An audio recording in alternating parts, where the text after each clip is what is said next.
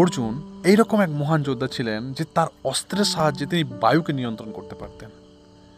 কিন্তু অর্জুন বলছেন যে আমি আমার অস্ত্রের সাহায্যে বায়ুকে নিয়ন্ত্রণ করতে সক্ষম হলেও মনকে নিয়ন্ত্রণ করার কোনো আশায় তিনি অনুভব করতে পারেননি।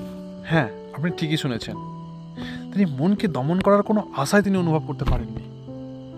কিন্তু আমাদের এই মনকে দমন করার সুনির্দিষ্ট সুকৌশল শ্রীমদ্ ভগবদ গীতায় শ্রীকৃষ্ণ স্বয়ং বলে গেছেন।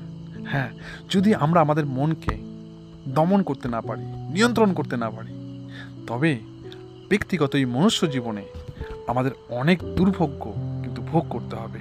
তার মধ্যে অনিয়ন্ত্রিত মন আপনারা কী কী ক্ষতি করতে পারে সেটা দেখে নেওয়া যাক। যেমন নিজেকে ধ্বংস তথা পরিবার ও সমাজে অধঃপতন হতে পারে। আপনার জীবনে হতাশা নেমে আসতে পারে, দুশ্চিন্তা নেমে আসতে পারে, পাগলামিও আপনার জীবনে নেমে আসতে পারে, আর দৃঢ়তার অভাব অনুভব করতে পারেন। উচ্চ রক্তচাপ, ভয়ঙ্কর রোগসমূহ, আত্মবিশ্বাসের অভাব, বিশ্বস্ততার অভাব, শুধু তাই নয়, বিচলিত ইন্দ্রিয়সমূহ, অস্থির মতি এবং কামুক স্বভাব।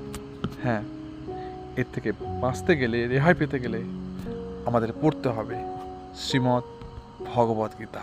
তাই শ্রীমদ্ ভগবদ গীতা বই পড়ুন এবং অপরকে পড়ান।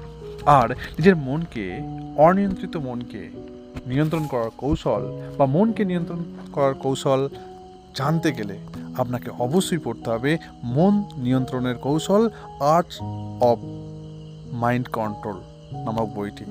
হ্যাঁ, আজই পড়ুন এবং অন্যকে পড়ান। Thank you.